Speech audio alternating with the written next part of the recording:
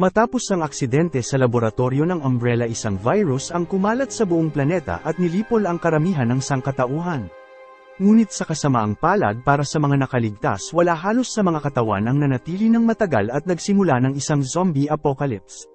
At kahit pagkatapos ng global destruction nakatago ang Umbrella sa ilalim ng lupa sa Japan at nagpapatuloy mag-eksperimento sa T-virus, ngunit si Alice, isang dating empleyado, ay handang gawin ang lahat upang ihinto ang operasyon.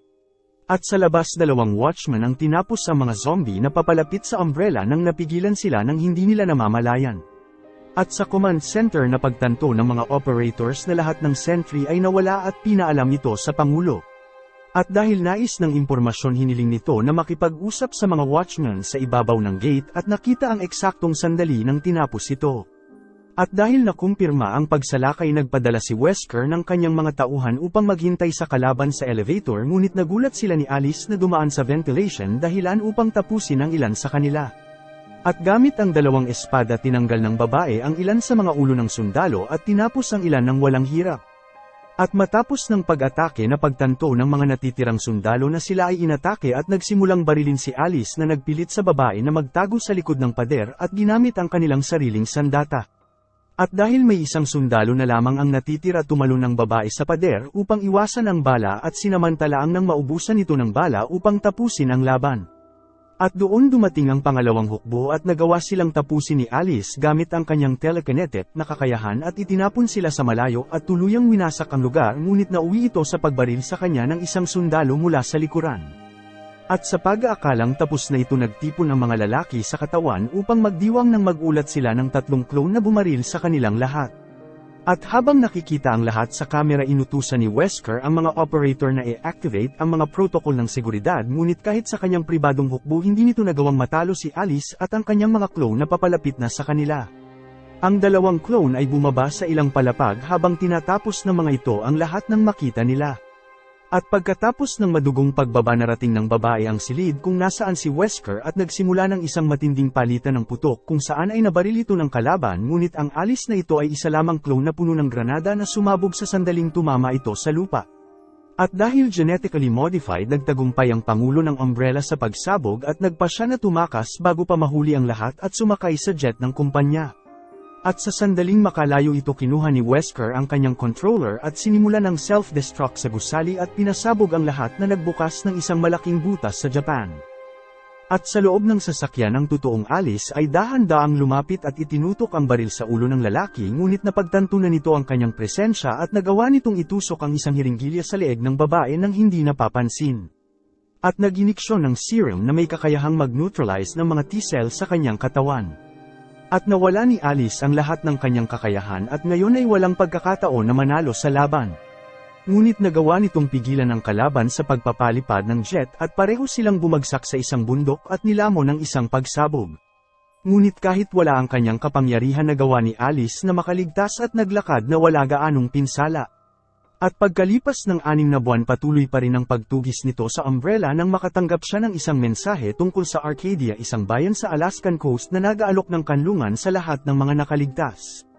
At dahil dito, lumipad si Alice patungo sa lugar at dahil hindi mahanap ang bayan, nagpa siya itong bumalik sa airstrip. At sa sandaling dumating ito, napagtanto nito na tila may mali at nagsimulang maglakad hanggang sa makita nito ang isang helicopter sa gitna ng dalampasigan. At habang naghahanap sa sasakyan, napansin ni Alice ang isang paggalaw sa kanyang likuran at nagpa siya na sundan ang mga truck pabalik sa lane at nakatagpo ang isang estranghero na nagsimulang umatake sa kanya. At pagkatapos ng isang laban, nagawa nitong patumbahin ang nilalang at nalaman na ito ay si Claire, isang dating kaibigan na kinuha ng Umbrella. At dahil walang malay ang babae, itinali ito ni Alice sa eroplano at naghintay na magising ito upang tanungin kung ano ang nangyari sa mga panahon na yon. Ngunit nawala ni Claire ang kanyang memorya at naguguluhan habang tumanggi itong sumagot. At dahil hindi alam kung mapapagkatiwalaan siya, itinali ni Alice ang kanyang kaibigan at magkasama silang tumawid sa Canada hanggang sa marating nila ang Los Angeles. At habang lumilipad sa lungsod, ang dalawa ay nakita ng isang grupo ng mga nakaligtas at nagsimulang humiling ng tulong, ngunit sila ay nasa bilangguan na napapalibutan ng mga zombie. Wala silang lugar upang daungan ng eroplano at nagpa siya si Alice na huminto sa terrace. At dahil napagtanto ang kanyang intensyon, inalis ng mga nakaligtas ang mga hadlang sa daan at nagawang mag-improvise ng isang maliit na track pati na rin ang paglalagay ng ilang mga cable sa gitna ng landas upang makatulong sa paghinto. At dahil makitid ang daan, nagawa ni Alice na lumapag sa lupa at ginawa ang lahat upang mapahinto ang eroplano, ngunit masyadong maiksi ang gusali at halos bumagsak ito sa mga zombie na nagpilit sa mga nakaligtas na tumalon sa ibabaw ng eroplano upang maiwasan itong mahulog. At matapos ng paglapag, ipinakilala ni Alice ang kanyang sarili sa grupo at nagtanong kung sila ay mula sa Arcadia at nadismaya ng matuklasan na sila ay mga nakaligtas din na naghahanap ng ligtas na lugar. Nagtanong si Alice kung ano ang nalalaman nila tungkol sa lungsod at sumagot si Luther na sila ay nakakatanggap ng mga babala sa buong linggo, ngunit sa pagkakaalam nila ang Arcadia ay hindi isang lugar ngunit isang barko at nakikita nila ito mula sa loob ng kulungan. Pagkatapos ay pinakita ni Luther ang huling mensahe na kanilang natanggap at napagtanto ni Alice na ito rin ang kanyang narinig at ibig sabihin ay bumaba na ang barko sa dalampasigan at naghahanap ng nakaligtas. At sa pagpapatuloy ng mensahe, nalaman ng babae na ang tunog ay biglang huminto at ibinunyag ni Luther na 2 araw na ang nakakaraan at mula noon ang barko ay hindi na gumagalaw o nagpapadala ng anumang senyales mula sa radyo.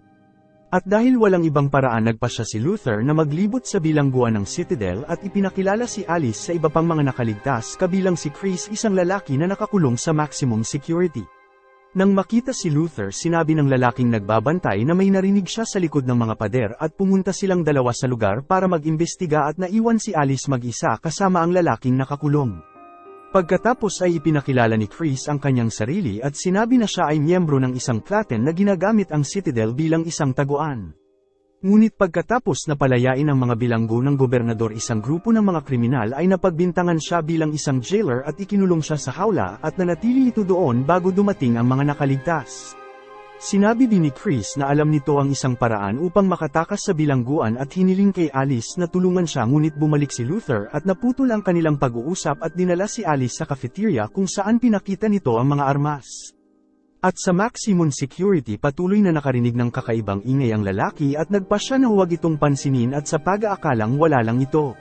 Ngunit lingid sa kanyang kaalaman, ang mga zombie ay naguhukay sa ilalim ng lupa at nagawang makapasok sa banyo. At karagdagan sa mga ordinaryong zombie, isa pang uri ng biological na sandata na kilala bilang executioner ay naramdaman ang presensya ng mga tao at lumapit dala ang malaking armas nito.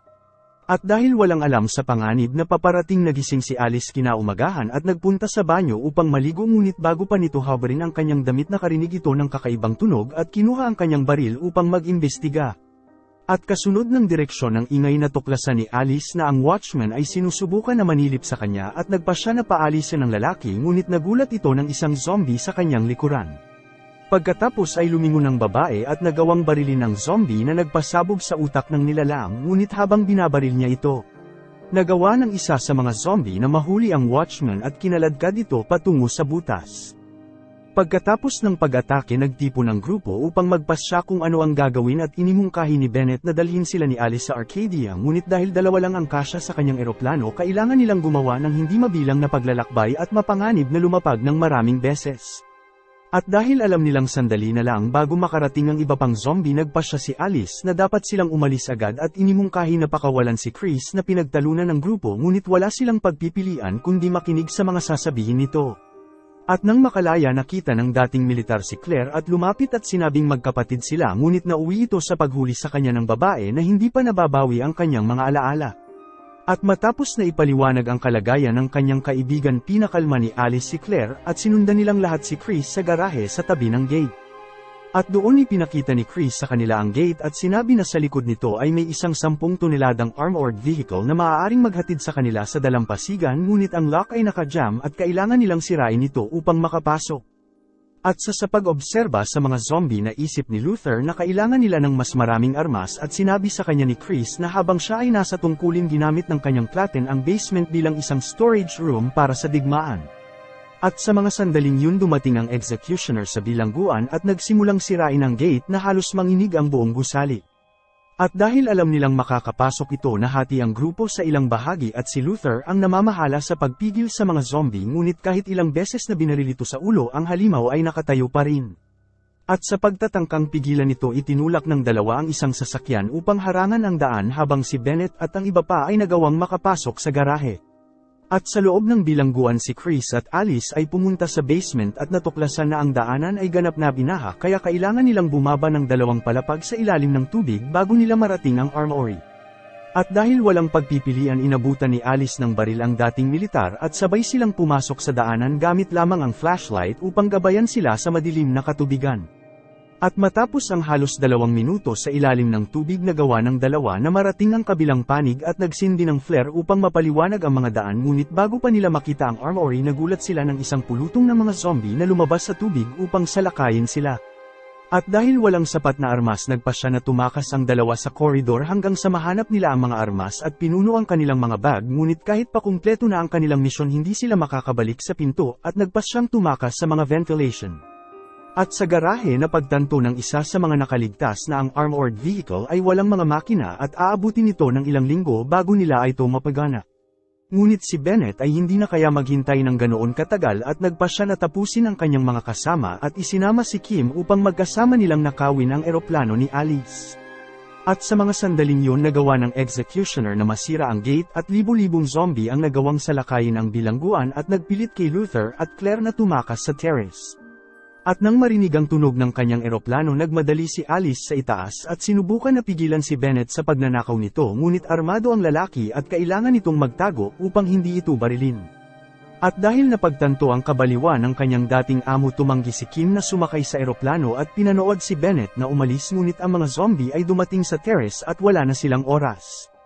At ngayon na mayroon na silang sapat na armas tinapos ng mga nakaligtas ang mga zombie habang patungo sa elevator ngunit dahil walang kuryente sa lugar na iwan si Alice sa likuran at naghagis ng granada na nagpasabog sa bakal na cable na naging sanhi upang mahulog ang grupo sa tubigan. At pagkatapos ng pagbagsak pinangunahan ni Luther ang grupo sa shower block habang nag-iwan si Alice ng bomba sa lupa at tumalon sa terrace na naging sanhi ng pagkawasak ng ilang zombie dulot ng pagsabog habang ang iba ay nahulog sa gusali na sinusubukang sundan siya.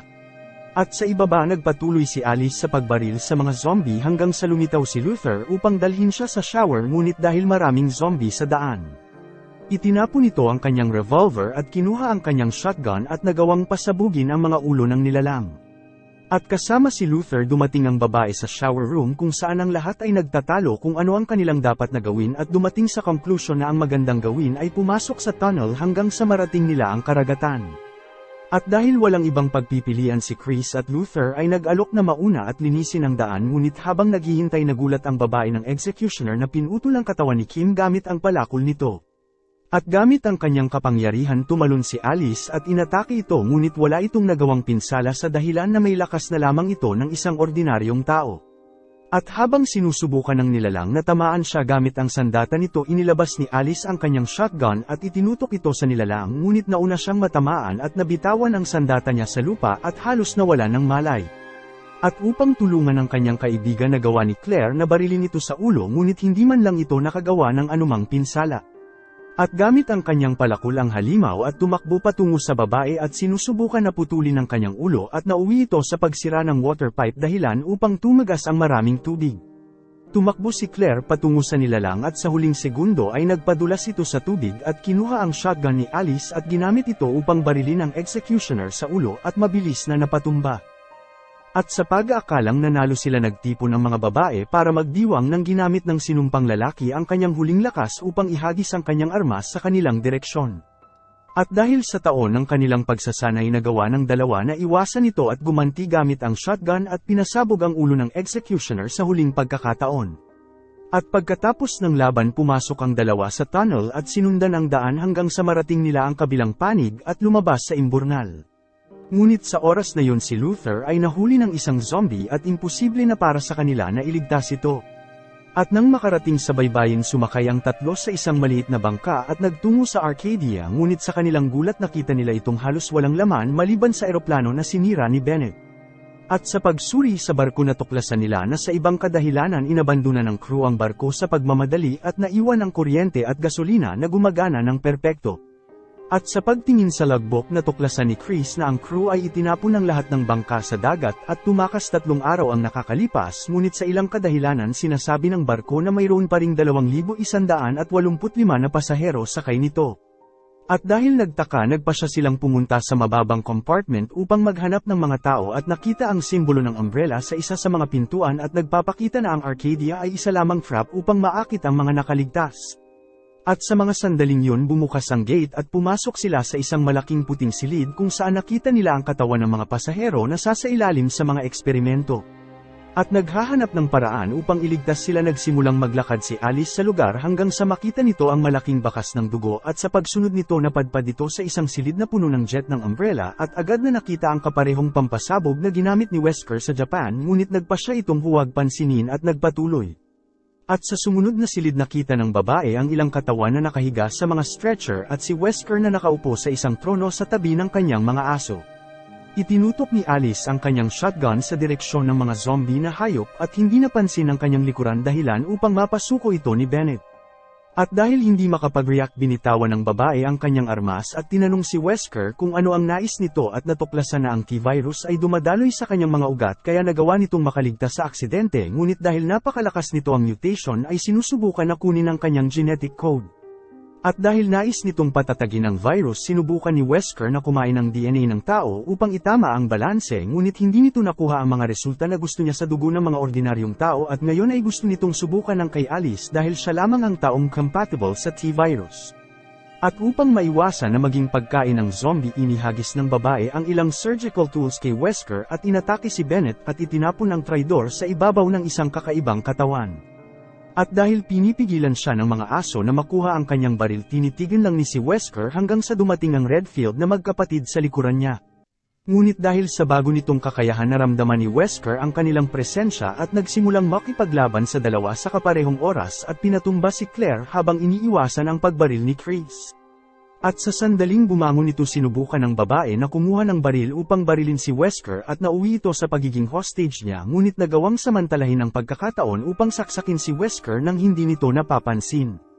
At dahil immune na sa sakit tinanggal ng lalaki ang kutsilyo sa kanyang binti at nagawang panatilihin makipaglaban sa dalawang magkapatid. At kahit nagtulong ang dalawa hindi nila matalo ang lalaki at nauwi sa pagkakakulong nila sa mga lalagyan tulad ng iba pang nakaligtas. At mag-isa iniwasan ni Alice ang kagat ng isang zombie na aso at nagawang makuha ang shotgun mula sa sahig at ginamit ito upang putulin ang katawan ng aso. At nang umatake ang pangalawa sinipa nito ang isang malaking piraso ng salamin na tumama sa nilalang at naging sanhi upang mahati ang katawan nito ngunit sa mga oras na yun lumitaw si Bennett at inatake nito si Alice. At dahil gusto nitong kainin si Alice inilabas ni Wesker ang kanyang dila at lumapit upang lamunin siya. Gayunpaman hindi sumuko ang babae at tinanggal ang kutsilyo sa kanyang braso at itinusok ito sa noo ni Wesker. Gayunpaman tinanggal ng lalaki ang kutsilyo sa kanyang utak na parang walang nangyari at muling nagbalak na lamunin siya. Ngunit sa pagkakataon na ito nagawa ni Alice makuha ang shotgun at binaril ito at nagbukas ng isang butas sa ulo ng lalaki. At pagkatapos ng tagumpay na gawa ng babae na tanggalin ang magkapatid mula sa mga kapsula at pinagbabaril nila si Wesker at iniwan si Bennett na nakakulong sa compartment. At matapos na matalo ang pinuno ng umbrella pinalaya ng tatlo ang iba pang nakaligtas nang makita nila na lumipad ang isa sa mga jet. At dahil alam na nasa loob si Wesker tumakbo sila habang naglagay si Wesker ng code na magpapasabog sa barko ngunit sa kanyang gulat alam ni Alice na gagawin niya ito at inilagay ang pampasabog sa loob ng jet na naging sanhi upang sumabog si Wesker sa kalangitan. Salamat sa panunood kung nagustuhan mo ito huwag kakalimutan mag-like at subscribe para sa mga susunod pa nating movie recaps.